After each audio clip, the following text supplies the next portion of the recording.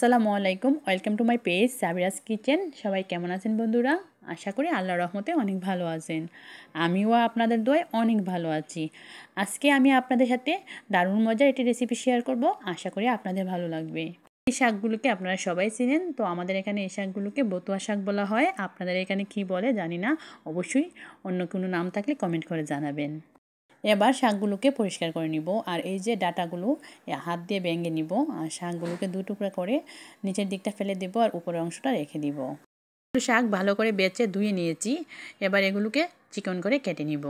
শাকের মধ্যে দেওয়ার জন্য 3 পিস ছোটো সাইজের রুই মাছ নিয়েছি, তো এগুলোকে আমি সিদ্ধ করে নিব পানি দিয়ে।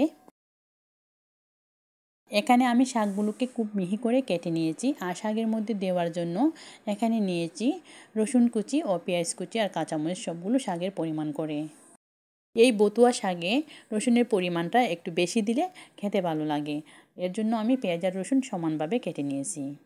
মাছগুলো আমি সিদ্ধ করে নিয়েছি, এবার মাছের উপর থেকে কালো এই চামড়াটা ফেলে দিব, তারপর মাছগুলো থেকে কাঁটাগুলো বেছে নিব।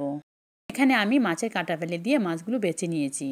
এবার আমি চুলার মধ্যে একটি কড়াই বসিয়ে এর মধ্যে পরিমাণ করে তেল দিয়ে দিব, আর এই শাকে তেলের পরিমাণটা একটু কম দিব। তেল গরম হয়ে গিয়েছে, এবার আমি কেটে রাখা উপকরণগুলো এর মধ্যে দিয়ে দিব।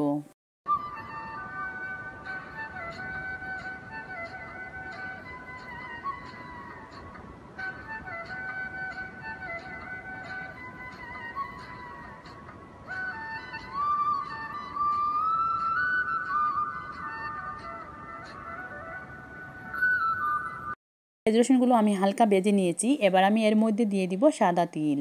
সাদা তিল দিয়ে সবগুলো উপকরণ আমি ভালো করে ভেজে নিব, আর এর মধ্যে দিয়ে দিব স্বাদ মতো লবণ।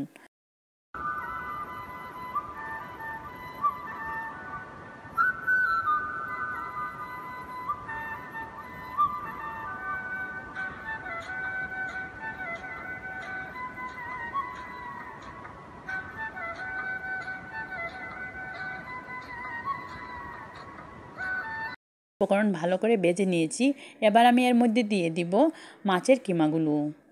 এই কিমাগুলো দিয়ে একটু নেড়ে চেড়ে এর মধ্যে কেটে রাখা শাকগুলো দিয়ে দিব।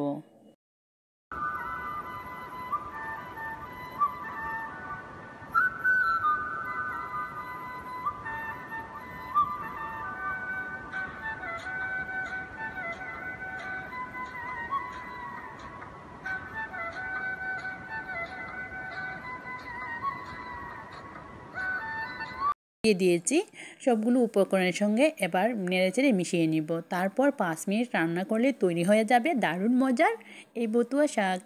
আজকের মতো ভিডিওটি এখানেই শেষ করব। সবাই ভালো থাকবেন, সুস্থ থাকবেন, আমাদের জন্য দোয়া করবেন। আর যদি বন্ধুরা আমার এই ভিডিওটি আপনাদের কাছে একটু ভালো লেগে থাকে, প্লিজ একটি লাইক ও কমেন্ট করে যাবেন। আর বন্ধুরা, আপনারা যারা এখনও আমার চ্যানেলটি সাবস্ক্রাইব করেন নাই, প্লিজ বন্ধুরা আমার এই চ্যানেলটি সাবস্ক্রাইব করে নেবেন আর পাশে থাকা বেল আইকনটি বাজিয়ে দিবেন। আসসালামু আলাইকুম।